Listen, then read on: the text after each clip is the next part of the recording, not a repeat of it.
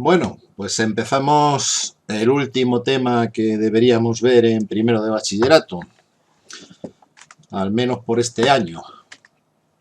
Dinámica de la partícula. Empezamos con una pregunta. ¿Quién fue el científico más grande que jamás existió? Esa pregunta la responde Isaac Asimov. ¿Y quién es Isaac Asimov? Pues el más grande escritor de ciencia ficción que ha existido. Bueno, estoy exagerando un poquito, pero uno de los más grandes. Isaac Asimov fue profesor de bioquímica en la Facultad de Medicina de la Universidad de Boston, pero se le conoce principalmente por ser un escritor de novelas de ciencia ficción y por ser un gran divulgador científico. Hoy seguramente tendría un canal de divulgación en YouTube, pero cuando él vivió, pues Internet prácticamente estaba en pañales al final de su vida. Fijaos que si me vengo aquí a donde pone ciencia ficción, aparecen un mogollón de obras, muchas de ellas imprescindibles. La serie de las fundaciones es muy recomendable para cualquiera que quiera introducirse en la ciencia ficción, fundamental, y la serie de relatos Yo Robot y todos los que lo siguieron. En Yo Robot están basadas algunas de las películas más interesantes de las últimas décadas, ¿no? El hombre bicentenario también se ha hecho una película sobre ella, también en relación a Robot. Bueno, pues un hombre muy prolífico, escribió más de 500 libros a lo largo de su vida y en la CDU, en la biblioteca, sabéis que se usan varios sistemas de ordenación. Una es la clasificación decimal universal y hay libros de este hombre en 9 de las 10 categorías. Así que uno de los científicos y divulgadores más importantes del siglo XX, sin duda alguna. Bueno, pues cuando a Simón le preguntaron esto, quién fue el científico más grande que jamás existió, pues dijo esto que podéis leer aquí. Si la pregunta fuese ¿quién fue el segundo científico más grande?, pues sería prácticamente imposible de contestar. Hay una docena de hombres que, en mi opinión, podrían aspirar a esa plaza. Pues Albert Einstein, Rutherford, Bohr, Pasteur, Darwin, Galileo, Maxwell, Arquímedes, incluso de la antigüedad, y otros. Pero como la pregunta es ¿quién es el más grande?, pues no hay ningún problema. En mi opinión, la mayoría de los historiadores de la ciencia no dudarían en afirmar que Isaac Newton fue el talento científico más grande que jamás haya visto el mundo. Bueno, Isaac Newton revoluciona totalmente el estudio de la física en su época. Aquí lo tenéis, una foto de joven, ¿verdad? Bueno, una foto, un cuadro, obviamente, ¿no? Y bueno, tiene una biografía bastante curiosa. Era una persona un poquito especial. Digamos que las relaciones humanas no eran lo suyo, ¿verdad? Bueno, hay muchos libros que hacen la biografía de Newton, podéis leer cualquiera y seguro que os interesáis un poquito en su vida y sabéis algo más. Participó en montones de ámbitos de la ciencia, ¿no? Pues obviamente en lo que estamos estudiando ahora en la dinámica, pero también hizo estudios de óptica y bueno, en principio pues estudió la mayor parte de los fenómenos importantes en su época. Bien, vamos a centrarnos entonces en la dinámica. La dinámica estudia el movimiento de los cuerpos considerando las causas que lo originan o modifican, es decir, las fuerzas.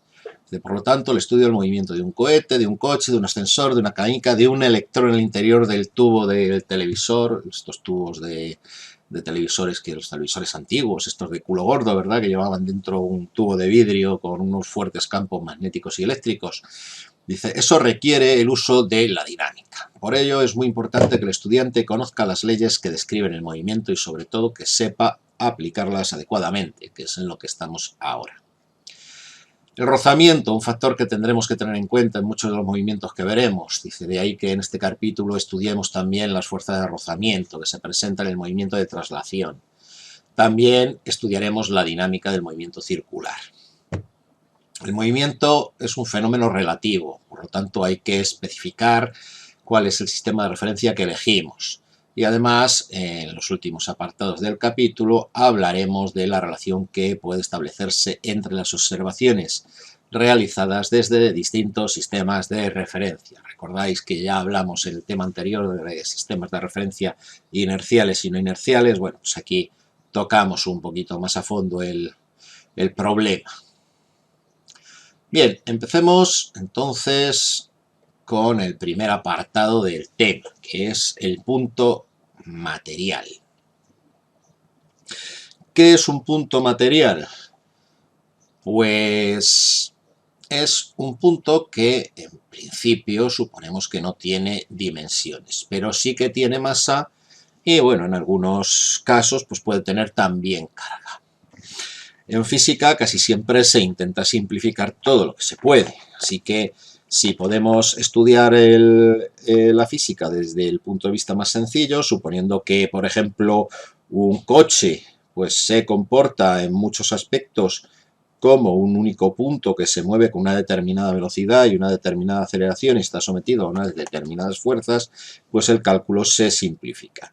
Luego, poco a poco, pues se va complicando y se empieza a meter lo que es la dinámica de sistemas de partículas y dinámica de rotación, y eso ya pues es un poquito más complicado. Así que este es el sistema real y nosotros empezamos simplificándolo. El sistema real lo cambiamos por un sistema mucho más simple, que en este caso pues es simplemente un punto material. Ese punto material tendría toda la masa del coche y le faltarían algunas de las propiedades de las cosas que puede hacer un coche. Un coche, por ejemplo, puede rotar sobre sí mismo, ¿no? Cuando tienes un accidente, el coche empieza a dar vueltas sobre sí mismo si el accidente es lo suficientemente dramático, ¿no? Bueno, pues el punto material no puede hacer esas cosas, pero eso lo estudiaremos más adelante cuando estudiemos dinámica de sistemas en vez de dinámica de una partícula. Vale, ¿cuándo vamos a estudiar eso? Pues el año que viene, en segundo de bachillerato, dedicaremos algún tiempo a estudiar estas cosas. Pero ahora vamos con lo más simple posible, dinámica del punto material.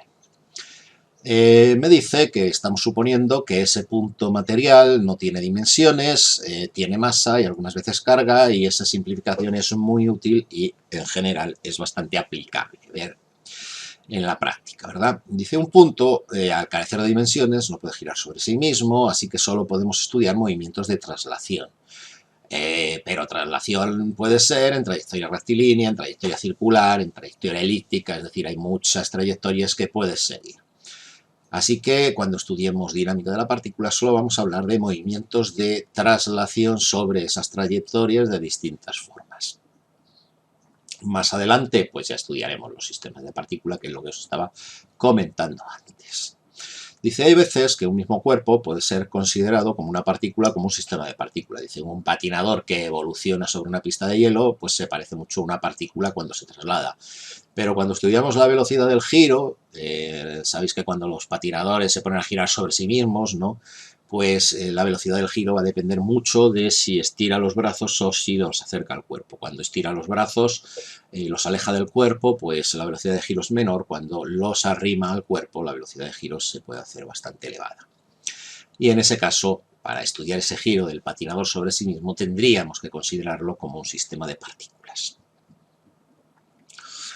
Bien, todas las fuerzas que actúan sobre un punto material suponemos que están aplicadas en ese punto y que pueden ser sustituidas por una fuerza única, que es la resultante o suma de todas las fuerzas que actúan sobre el cuerpo. De tal manera que si sobre este punto, que es mi punto material que yo estoy estudiando, pues actúa esta fuerza y esta fuerza y esta fuerza, la fuerza 1 y la fuerza 2 y la fuerza 3, pues la fuerza resultante, que sería la fuerza 1 más la fuerza 2, voy a poner aquí fuerza resultante, la fuerza 1 ¿verdad? Más la fuerza 2, más la fuerza 3, más, si hubiese más fuerzas, pues puntos suspensivos hasta la última fuerza que haya, que la llamaré fuerza n, ¿verdad? Bueno, pues esa sería la resultante, la suma de todas esas fuerzas. Las fuerzas son vectores, por lo tanto, esas fuerzas se sumarán como se suman los vectores. Solo tenéis que repasar el tema de vectores para recordarlo, ¿no? Bueno, aquí haciendo un pequeño repaso de cómo se hacía aquello, pues simplemente cogía estos dos vectores, los sumaba, ¿verdad? La resultante era esa, sumaba el tercero, que era esto de aquí, y la resultante pues sería este otro que estoy pintando con un color. Este que estoy pintando ahora pues sería el vector resultante de sumar los tres vectores originales y sería la resultante, ¿no? La fuerza resultante, que algunas veces, pues en vez de fuerza resultante directamente escribimos resultante, ¿vale? Bien, pues esto que acabo de escribir, pues se puede escribir también de esta otra forma, ¿no? La fuerza resultante es la suma desde I igual 1 hasta n de F sub I. Esta fórmula del sumatorio supongo que la habréis visto en matemáticas y es una forma abreviada de escribir esto que tengo ahí arriba, ¿de acuerdo? Bien, vamos a hablar también de una magnitud que nosotros no hemos visto hasta ahora, que se llama cantidad de movimiento. Cantidad de movimiento. La cantidad de movimiento se representa por la letra P. Cantidad de movimiento es P. Y es simplemente la masa del cuerpo que estamos estudiando multiplicada por su velocidad. Así que cantidad de movimiento m por v. Cantidad de movimiento que ahí abajo, si os fijáis, os dice que también en algunos libros aparece como momento lineal. Bien, yo lo llamaré normalmente cantidad de movimiento, pero no está mal saber que en algunos libros pues, se le llama de esta otra manera para, si en algún momento tenéis que consultar otro libro, pues que no digáis si esto del momento lineal, ¿qué narices es? ¿No? Pues es lo mismo que la cantidad de movimiento, la masa por la velocidad. Vale, pues con estos preliminares, viendo cómo podemos calcular la resultante de todas las fuerzas que actúan sobre un cuerpo y cómo podemos, y qué es eso de la cantidad de movimiento, pues vamos a hablar de la primera ley de Newton o primera ley de la dinámica. Bien, las leyes de Newton son tres: primera ley, segunda ley y tercera ley. Si fueran cuatro, pues serían primera ley, segunda ley, tercera ley y cuarta ley, pero como solo son tres, pues es lo otro que os he dicho. ¿Cuál es la primera ley? Pues la primera ley en realidad es una ley que ya enunció Galileo en su día, ¿no? Es una reafirmación, como dice aquí, del principio de inercia de Galileo. Y dice algo tan sencillo como esto que tenéis aquí en verde: todo cuerpo conserva su estado de reposo o de movimiento rectilíneo uniforme a menos que se le obligue a cambiar mediante alguna fuerza.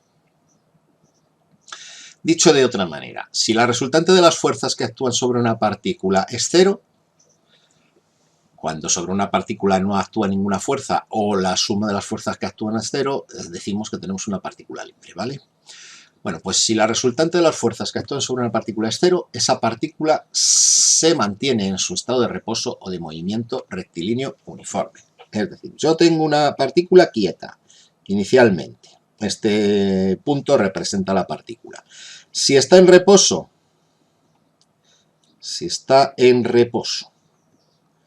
y la suma de las fuerzas es cero, pues sigue en reposo.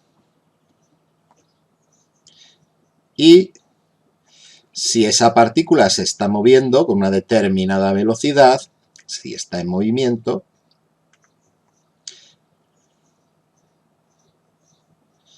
y la suma de las fuerzas que actúan sobre la partícula es cero, sigue en movimiento. de tal manera que su velocidad permanece constante. Si la velocidad permanece constante, si mantiene esa misma velocidad, pues el movimiento tiene que ser por narices rectilíneo uniforme, en un movimiento rectilíneo y uniforme. Eso si no actúan fuerzas sobre la partícula. Eso es lo que dice la ley de la inercia. Esto, que a nosotros nos puede parecer hasta lógico, en tiempos de Galileo no era así, porque cuando tú dejabas un objeto, lo lanzabas con una determinada velocidad sobre una superficie, el objeto cada vez iba más despacito hasta que se paraba, ¿no? Se para. Vale, y entonces en tiempos de Galileo decían, para que un cuerpo siga en movimiento rectilíneo uniforme hay que hacer una fuerza, que nosotros estamos diciendo que no hay que hacerla, ¿verdad? Lo que ocurre es que no tenían en cuenta la fuerza de rozamiento. Aquí lo que pasaba es que había una fuerza de rozamiento que es la que hacía que este objeto dejase de moverse con esa velocidad uniforme. Por lo tanto, si aquí aparecía una fuerza de rozamiento, tú tenías que hacer una fuerza en la otra dirección para conseguir que el cuerpo se mantuviese con un movimiento rectilíneo uniforme. Lo que pasa es que Galileo ya integra esa fuerza y habla de esta fuerza como fuerza total, fuerza resultante. Esa es la que tiene que ser cero. En este caso, si esta es la fuerza de rozamiento y esta es la que yo estoy haciendo, si queremos que se mantenga con un movimiento rectilíneo uniforme, la suma de estas dos tiene que ser cero. Es decir, la fuerza que yo hago tiene que ser igual que la fuerza de rozamiento, pero con sentido opuesto. Bien, aquí tenemos un poquito, pues todo eso con esa fuerza de rozamiento que estamos intentando introducir por aquí. Y esta ley de todo cuerpo conserva su estado de reposo de movimiento rectilíneo uniforme a menos que se le obligue a cambiar mediante alguna fuerza, es la ley que se conoce como ley de la inercia. Así que primera ley de Newton o primera ley de la dinámica también se suele llamar muchas veces ley de la inercia o principio de la inercia.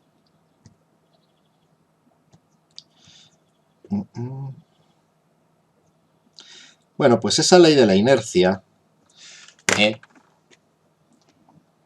es lo primero en lo que nos tenemos que fijar.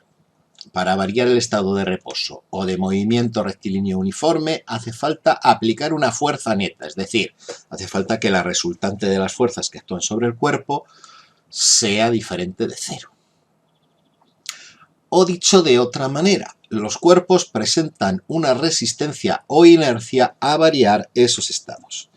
Y eso lo vemos porque esa inercia, por ejemplo, si yo tengo aquí un bonito camión que se mueve hacia adelante con una velocidad determinada, ¿vale?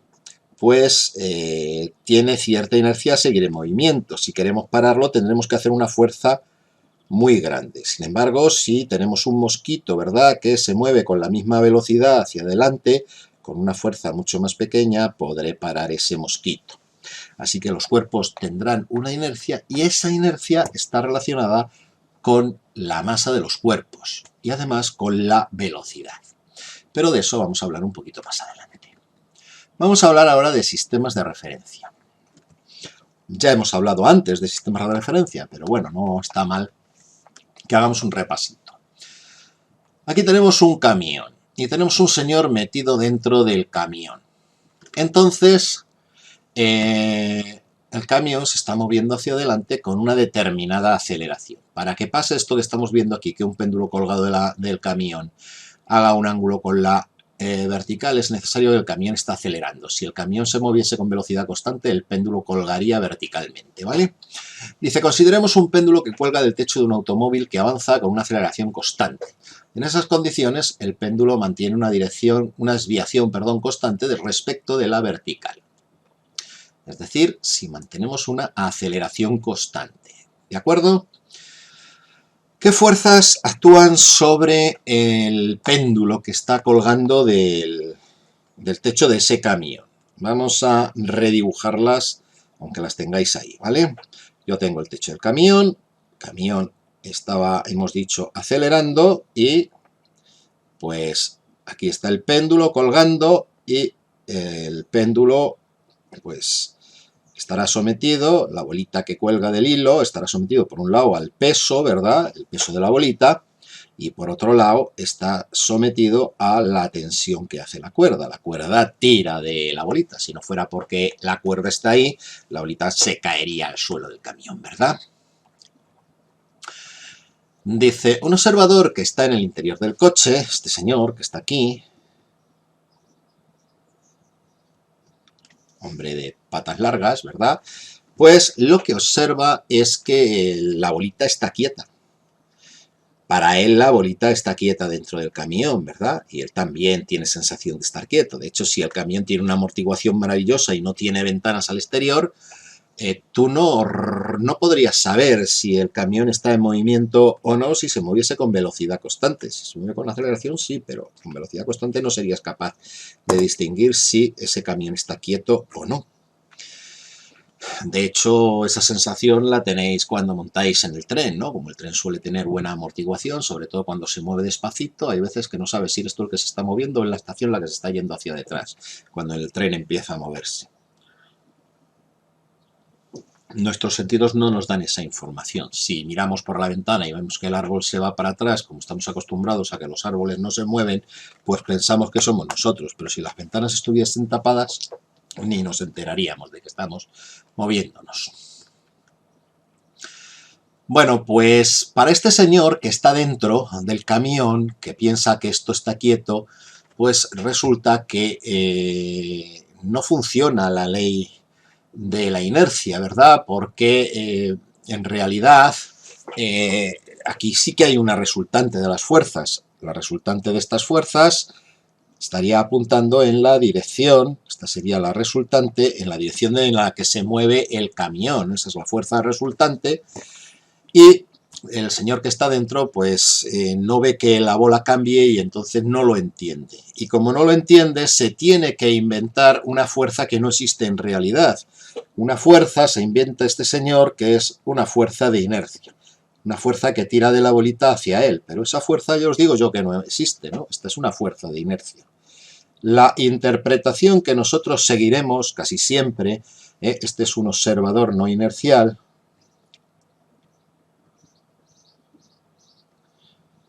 y necesita esa fuerza que yo he pintado en rojo para explicar por qué la bolita está quieta, la observación que nosotros usaremos habitualmente es la de un señor que mira esto desde fuera del camión, ¿no? Entonces, si yo tengo un señor que mira esto desde fuera del camión, lo que el señor que está fuera del camión ve es que esa bolita no está quieta. Él ve que esa bolita que estaba aquí colgando se está moviendo hacia adelante con la aceleración del camión, es decir, se está moviendo junto con el camión. ¿Y de dónde saca ese cambio en su estado de movimiento? Pues lo saca de esa fuerza resultante que hemos puesto antes, de esta R, ¿no? Así que para este señor, que es un observador inercial, sí que se cumple la ley de la inercia. Observador inercial. Se cumple la ley de la inercia. Recordad que en el tema anterior decíamos, un sistema no inercial es un sistema que se mueve con aceleración. Bueno, pues este camión se está moviendo con aceleración, todo lo que está viendo el señor que está dentro del camión es no inercial. El señor de fuera está puesto en un sistema que no se mueve, ¿no? Bueno, pues si estás en un sistema que no se mueve, este es un sistema inercial. Y por lo tanto, en los sistemas inerciales se cumple la ley de la inercia, ¿no? Se cumple la ley de la inercia, que es la primera ley de Newton. Y aquí no hay ninguna incongruencia. Hay una resultante que hace que la bolita se mueva de una determinada manera.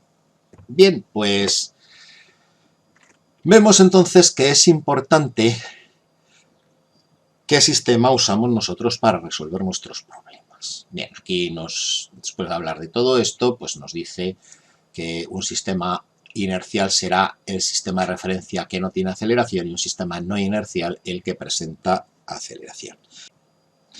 Este es un sistema inercial que no tiene aceleración y este de aquí arriba es el sistema no inercial que sí que tiene aceleración. Vale, pues nosotros estamos en la Tierra. La Tierra es un sistema Inercial, pues no del todo, porque si tú estás en la Tierra y tú estás situado aquí en España, a 40 grados de latitud norte, entre 30 y tantos y 40 grados, ¿verdad? Pues la Tierra sabéis que está girando sobre su eje, ¿no? Aquí está el norte, aquí está el sur, esto está girando y, bueno, pues si está girando este señor que está aquí en España, yo, por ejemplo, estoy describiendo este círculo.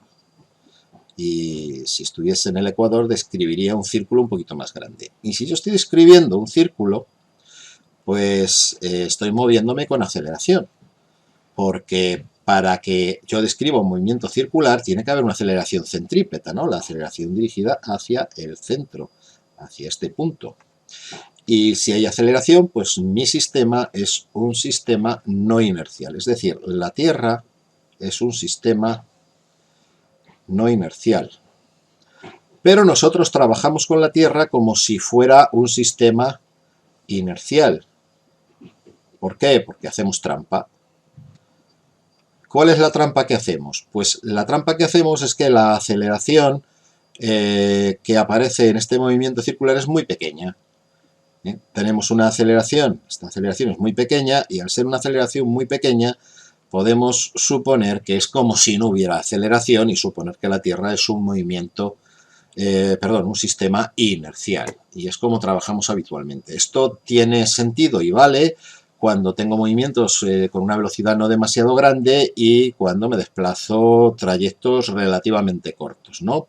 Cuando la velocidad es más grande o afecta a trayectos más largos, entonces sería trampa hacer esto y se notaría mucho y tendría que pasarme al otro modelo, ¿verdad? O intentar resolver los problemas desde fuera de la Tierra, lo cual es complicado. Vamos con la segunda ley de Newton o segunda ley de la dinámica, que es la que todo el mundo conoce como ley fundamental de la dinámica. Bien, ¿cuál es esa ley? Vamos a abrir una página nueva.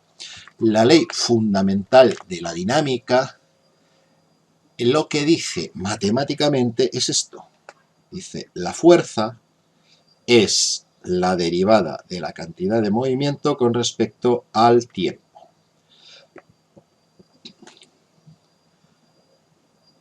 Si recordáis, alguna vez hemos usado que la fuerza es la masa por la aceleración. Esta también es la segunda ley de la dinámica, pero esta es un poquito tramposa, ¿vale? La segunda ley de la dinámica buena es esta. Segunda ley de la dinámica, segunda ley de Newton, ley fundamental de la dinámica. Esta otra que tenemos aquí es simplemente un caso particular de la primera. Esto solo pasa algunas veces, caso particular. Vamos a ver cómo es eso. Voy a hacer esta derivada, la derivada de la cantidad de movimiento. La fuerza es, hemos dicho, la derivada de la cantidad de movimiento, pero la cantidad de movimiento es la masa por la velocidad, ¿no? Derivada de m por v por t, con respecto a t, perdón. Y esto es la derivada de un producto, y la derivada de un producto es la derivada del primero, derivada de la masa con respecto al tiempo por el segundo sin derivar, más el primero sin derivar por la derivada del segundo, ¿no? Derivada de la velocidad con respecto al tiempo. ¿Y qué es la derivada de la velocidad con respecto al tiempo? Pues la derivada de la velocidad con respecto al tiempo, si recordamos del tema anterior, es la aceleración. Así que podemos escribir que la fuerza es igual a la derivada de la masa con respecto al tiempo por la velocidad más la masa por la aceleración, que sería otra forma totalmente correcta de escribir la segunda ley. Estas dos expresiones son totalmente equivalentes, ¿verdad? ¿Y cuándo tenemos que la fuerza es la masa por la aceleración, como hemos escrito aquí? Arriba. Pues cuando la masa es constante. Si la masa es constante,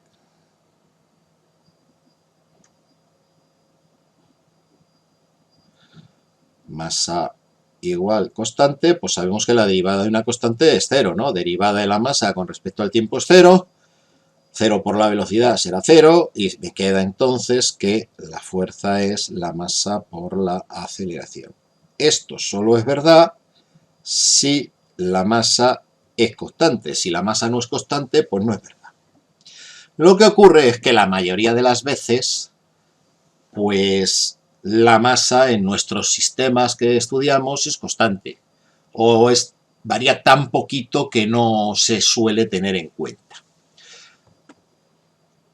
Aquí tenéis un par de casos en el que habría que tenerlo en cuenta. Un cohete autopropulsado que pierde masa a medida que... Un cohete de feria mismamente, ¿no? Tengo un cohete de feria, le prendo fuego, se va consumiendo la pólvora que hay dentro y cada vez tengo menos masa, cada vez el cohete pesa menos. Bueno, pues en ese caso la masa va cambiando muy rápidamente y no podría aplicar fuerza-masa por aceleración, tendría que aplicar la de arriba, fuerza derivada de la masa con respecto al tiempo por la velocidad más la masa por la aceleración. Lo mismo pasa con un cohete de los que intentan poner satélites en órbita, ¿no? Están gastando una cantidad inmensa de combustible por segundo y por lo tanto su masa va cambiando muy rápidamente y también hay que tenerlo en cuenta. Un vagón de un tren descubierto un día de lluvia. Pues si está lloviendo a cántaros, pues el vagón se va llenando de agua y por lo tanto ahí la masa del vagón va cambiando continuamente y tendría que aplicar la fórmula completa con el derivada de m partido por derivada de t, diferencial de m partido por diferencial de t. Pero ya veis que son pocos casos en realidad. El resto de los casos, pues casi siempre me sirve simplemente con usar fuerza igual a masa por aceleración. Un coche va por la carretera y va consumiendo gasolina, pero la consume a una velocidad tan pequeña que aunque hay un ligerísimo cambio de masa, se pueden hacer los cálculos sin tenerlo en cuenta, ¿vale? O tú vas dando pedales en una bicicleta. Pues, bueno, se supone que mientras das pedales, pues vas consumiendo energía y eso se traduce en una pérdida de masa. Pero es tan pequeña que cuando vuelves a darla de paseo en bicicleta la báscula ni se entera, ¿no? Así que, salvo que hagas una barbaridad como irte a correr el Tour de Francia y estarte 5 horas seguidos montado en la bicicleta, ¿no? Que es lo que hacen los profesionales, que eso sí que pueden perder 1 kilo a lo largo de las 5 horas. Aún así sería una cantidad mínima de materia y se puede seguir usando fuerza igual a masa por aceleración. Bien. Esta segunda ley de Newton es la que vamos a usar para resolver la mayor parte de los ejercicios que vamos a ver en este tema. Y hay unos cuantos comentarios que conviene hacer al respecto. ¿Qué comentarios son estos? Pues el primer comentario, vamos a abrir página nueva.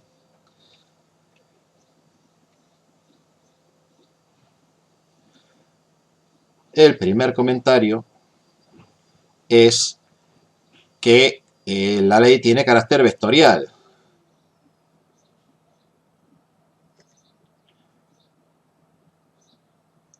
Es decir, estamos hablando de vectores. La fuerza F es un vector y eso es la masa, que no es un vector, por la aceleración, que sí que lo es, ¿vale? Esa fuerza y esa aceleración, pues puedo escribirlas en función de sus componentes. Y la fuerza F, pues será F sub X por Y, más F sub Y por J, más F sub Z por K. Y la aceleración, pues podrá ser A sub X por Y, más A sub Y por J, más A sub Z por K. Y aquí, entonces, cuando yo planteo estas ecuaciones, muchas veces me interesa plantear las ecuaciones en cada eje. Plantear ecuaciones por ejes. Es decir, a veces me resulta mucho más cómodo decir, bueno, pues eje X. En el eje X tendré que la fuerza en el eje X es la masa por la aceleración en el eje X, ¿vale? En el eje Y, pues la fuerza en el eje Y es la masa por la aceleración en el eje Y. Y en el eje Z, si hay eje Z, que nosotros casi siempre trabajaremos en el plano XY, ¿verdad? Pero bueno, si trabajásemos en el espacio, pues fuerza Z, la masa por la aceleración en el eje Z. Esa sería una forma de plantear esta ecuación, que es una única ecuación vectorial, en tres ecuaciones, que a veces es más cómodo para resolver los problemas, ¿vale? Otra cosa, otro comentario, segundo, peso de un cuerpo. El peso es una fuerza más, peso de un cuerpo. Es la fuerza con la que un cuerpo es atraído por la aceleración de la gravedad, por la masa de la Tierra, ¿no? Que es donde estamos nosotros. De tal forma que el peso pues va a ser m por g. ¿En qué se mide el peso? Pues en la unidad en la que se miden las fuerzas, en newtons, ¿vale? En newton, la fuerza es una masa por aceleración, las unidades son kilogramos, la de la aceleración metros partido por segundo al cuadrado, y un kilogramo por metro por segundo al cuadrado, eso es un newton. Bueno, esto lo sabemos desde hace muchos años, ¿no? Bueno, pues el peso se mide en newton, igual, en kilogramos por metro partido por segundo al cuadrado. Eso en el sistema internacional. Hay otros sistemas de unidades en los que está el kilogramo fuerza, que son 9,8 newton y tal, pero bueno, son sistemas de unidades que prácticamente están en desuso, ¿no? Así que lo suyo es usar newtons. Vale. Pues naturalmente el peso de un cuerpo, normalmente si yo uso un sistema en el que mi eje X es una dirección horizontal y mi eje Y es una dirección vertical, pues la aceleración de la gravedad sabemos que apunta hacia abajo, ¿no? O sea que el peso, si lo escribiese vectorialmente, pues sería la masa por 9,8, pero es por menos 9,8, ¿no? Menos 9,8 en la dirección J, si hemos hecho esa elección de ejes, ¿vale? Bien, en realidad luego veremos que se puede simplificar los problemas para no tener que andar usando vectores continuamente. Y vamos con la última ley, la tercera ley de Newton o tercera ley de la dinámica. Abrimos paginita nueva, tercera ley de Newton. Tercera ley de Newton. O tercera ley de la dinámica. O principio de acción y reacción, que también se conoce así, o ley de acción y reacción. Ley de acción y reacción. Fijaos entonces que cada una de las leyes de Newton tiene un nombre propio. La primera era la ley de la inercia, la segunda es la ley fundamental de la dinámica y esta es la ley de acción y reacción. ¿Cómo se enuncia esta ley? Dice, si una partícula A ejerce una fuerza sobre otra partícula B, por ejemplo, esta es mi partícula A, esta es mi partícula B. Supongamos que A ejerce una fuerza sobre B tal y como esta, una fuerza de repulsión, ¿vale? Esta es la fuerza que hace A sobre B.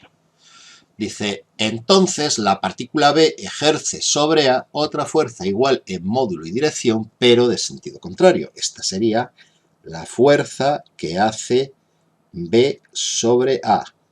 Tienen la misma longitud, el mismo módulo, es decir, el módulo de F de B sobre A es igual que el módulo de F de A sobre B, pero tienen sentidos opuestos. También podríamos escribir que la fuerza FBA es igual a menos la fuerza FAB. Por ejemplo, si yo me apoyo en una pared,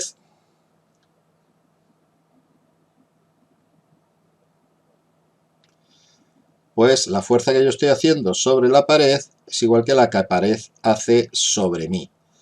Si no fuese así, si la fuerza que hago yo sobre la pared fuese más grande que la pared hace sobre mí, pues la pared se rompería y yo me caería hacia el otro lado, ¿verdad? O cuando dejo un objeto sobre una mesa, ¿no? Pongo aquí una piedra sobre una mesa. La fuerza con la que empuja la piedra a la mesa hacia abajo es la misma con la que la mesa empuja a la piedra hacia arriba. Si no fuese así, pues si la fuerza con la que empuja la piedra a la mesa fuese más grande que la que hace la piedra, la mesa sobre la piedra se hundiría en la mesa, ¿no? Es lo que pasaría, por ejemplo, si la mesa fuese de plastilina y la piedra fuese lo suficientemente pesada, ¿no? Entonces, bueno, pues ley de acción y reacción. Cuando una partícula ejerce una fuerza sobre otra, la otra ejerce la misma fuerza sobre la primera, pero de sentido contrario. Dice, las fuerzas nunca aparecen solas, siempre aparecen por pares, pero teniendo siempre bien presente que estos pares de fuerzas se ejercen sobre cuerpos distintos y por lo tanto pues ejercerán efectos distintos, ¿verdad? Bien, vamos a ver eso de los efectos distintos de una forma muy sencilla. Dice aquí, si la Tierra atrae a una manzana y la manzana atrae a la Tierra con una fuerza igual en módulo y dirección, pero de sentido contrario, si la manzana tiene una masa de 100 gramos, la fuerza que ejerce será pues 0,1 kilogramos por 9,8 metros por segundo al cuadrado, serán 0,98 newton, ¿no? Entonces, esa fuerza de 0,98 newtons sobre la manzana hace que tenga una aceleración de 9,8 metros por segundo al cuadrado hacia abajo. Pero la manzana ejerce una fuerza sobre la Tierra, que tiene que ser, según la tercera ley, igual. Tiene que tener la misma, el mismo módulo, tiene que tener la misma dirección y tiene que tener distinto sentido.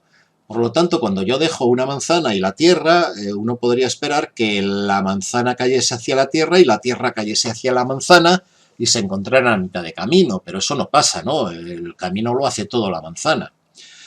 ¿Por qué? Bueno, pues es tan simple como resolver este ejercicio. Dice, calcula la aceleración que experimenta la Tierra debido a la fuerza que ejerce la manzana, sabiendo que la masa de la Tierra es 5,98 por 10 a la 24 kilogramos. Si ponemos aquí ejemplo y lo resolvemos, pues vamos a ver la razón de que la Tierra no caiga hacia la manzana. Es tan simple como que si esta es la manzana y esta es la Tierra, ¿verdad? Hemos dicho que la fuerza de la Tierra sobre la manzana era 9,8 newton, ¿verdad? En módulo, y la fuerza que ejerce la manzana sobre la Tierra también es una fuerza de 9,8 newton. ¿Y cuál será la aceleración entonces que adquiere la Tierra? Pues la aceleración de la manzana dijimos que eran, perdón, 9,8 no, dijimos que era 0,98, ¿verdad? Vale, un segundito, la fuerza esta era 0,98 newton y esta fuerza de aquí también era 0,98 newton. Decía, la aceleración que adquiría la manzana pues era, si la fuerza es 0,98 y la manzana es 0,1 gramos, pues la aceleración que adquiere, bueno, pues será 9,8, ¿no? Metros por segundo al cuadrado. Estoy trabajando en módulo, ¿eh? ¿Y cuál sería entonces, haciendo lo mismo, la aceleración que adquiriría la Tierra? Pues 0,98 igual, y aquí tendría que poner la masa de la Tierra. Y la masa de la Tierra me han dicho que era 5,98 por 10 elevado a 24 kilogramos por la aceleración. ¿Y de aquí cuánto sale que es la aceleración? Pues si metéis eso en la calculadora, punto 98, que no lo había encendido, dividido por 5,98 exponente 24, es 1,63, 1,638, bueno, 1,64, vamos a redondear, 1,64 por 10 elevado a menos 25, 1,60, voy a poner una cifra más para que se parezca a la solución, 639, 638, 795, bien, 1,639 por 10 elevado a menos 25 metros partido por segundo al cuadrado. Bien, esa es la aceleración de la Tierra. Pues ya sabemos por qué la Tierra no cae hacia la manzana. En realidad sí que cae. Lo que pasa es que con esta aceleración tan pequeña, pues somos totalmente incapaces de observar esa caída, ¿no? Porque esa caída será de la millonésima parte, de la millonésima parte, de la millonésima parte de un micrómetro, ¿no? Entonces, la Tierra cae un poquito hacia la manzana, pero de manera totalmente inapreciable.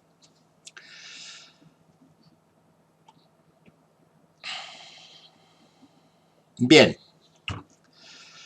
aquí tenemos un pequeño esquema. Dice, un cuerpo en reposo sobre el suelo, este cuerpo, esta caja, está sometido a la acción del campo gravitatorio terrestre. Y eso sería el peso, ¿verdad? P. La fuerza de reacción que se corresponde al peso la ejerce el cuerpo sobre la Tierra, ¿verdad? El centro estaría pues ahí abajo, en el centro de la Tierra. Por otra parte, nuestro cuerpo pues está ejerciendo una fuerza sobre la mesa, el suelo, está ejerciendo una fuerza sobre el objeto que hace que el objeto no se hunda, ¿verdad?, en el suelo, y esa fuerza la llamamos siempre normal. Normal es una fuerza siempre perpendicular a la superficie de contacto entre los objetos. Y esa fuerza normal está actuando sobre este objeto, mientras que esa fuerza N' estaría actuando sobre la Tierra que está debajo. En realidad, a mí lo que pase con la Tierra que está debajo me da lo mismo, porque yo estoy estudiando cómo funciona el cuerpo, ¿no? Y en el cuerpo aparecen estas dos fuerzas, el peso y la normal. Y en este caso, si el cuerpo no se hunde hacia abajo ni sale flotando hacia arriba, es que son iguales, ¿no?, en módulo. Este es el esquema de fuerzas que yo voy a usar habitualmente. Solo voy a dibujar las fuerzas sobre el cuerpo que tengo aquí. No voy a usar las fuerzas sobre la Tierra, sobre el entorno. Solo voy a usar las fuerzas que actúan sobre el cuerpo que estoy interesado en mover. Bien, en este caso, la fuerza resultante sería esta menos esta, por la suma vectorial, ¿no? Dos fuerzas iguales de sentidos opuestos y la fuerza resultante sería 0 y el cuerpo estaría quieto. Aquí tengo otro objeto, ¿no? En este caso, además de esa normal y de ese peso, pues hay una fuerza. Si empujo con una fuerza F paralela a la mesa, ¿no?, o paralela al suelo, pues en ese caso estas dos se anulan y es como si solo estuviera actuando esa fuerza sobre el objeto de la figura, ¿verdad? Y esa fuerza será la masa por la aceleración y de esa forma podré comprobar, podré aplicar las leyes de la dinámica y poder resolver los problemas. Tenéis aquí una pequeña actividad que podría ser interesante si queréis revisarla. Dice, con una botella y una balanza de cocina podemos comprobar esa fuerza de reacción. Podemos poner 30 centímetros cúbicos de vinagre en la botella, podemos añadir agua hasta 2/3 de la botella y en media cuartilla de papel envolver una cucharada de bicarbonato. Podemos poner la botella en la balanza, podemos introducir el papel y tapar la botella. Y observaremos entonces la balanza. Y veremos que indica una fuerza mayor que el peso cuando salta el tapón. Estamos suponiendo que hemos puesto un tapón de corcho, no de estos de rosca, ¿vale? Entonces, ese tapón de corcho que hemos puesto en la botella, cuando empiezan a producirse los gases entre el vinagre y el bicarbonato, el CO2 que se produce, va a hacer un incremento de presión en el interior de la botella. Mientras eso está pasando, la báscula marca lo mismo, pero llegará un momento en que la presión interior será suficiente como para hacer saltar el tapón de la botella. En ese momento, en el momento en el que salta el tapón, veré que la báscula marca un poco más de lo que marcaba antes. Dice aquí, ¿por qué la velocidad del tapón y de la botella son tan diferentes si la fuerza entre ambos es de igual magnitud? Pues, hombre, por lo que hemos visto, si las fuerzas son iguales, pero la masa del tapón es mucho más pequeña que la masa de la botella, pues la velocidad que adquiere el tapón será también mucho mayor que la velocidad que pueda adquirir la botella. Dice, cuando salta el tapón de la botella, los gases al dilatarse empujan la botella hacia abajo con la misma fuerza con la que lanzan al aire el tapón. Es el mismo efecto que observamos cuando un cañón dispara. Hay una fuerza de retroceso, un arma de fuego, ¿no? Una escopeta, un rifle. Cuando disparas un rifle, la bala sale hacia adelante, pero el rifle sale hacia atrás y como no lo tengas bien pegado al hombro, te puede dar un golpe y romperte la clavícula. Así que todo esto está relacionado con lo mismo. Vamos ahora a ver el siguiente apartado, que es aplicación sistemática de las leyes de Newton. Pero esto tendrá que ser en otro momento porque yo creo que este vídeo es ya lo suficientemente largo. Vamos a parar la grabación y lo dejamos para otro día.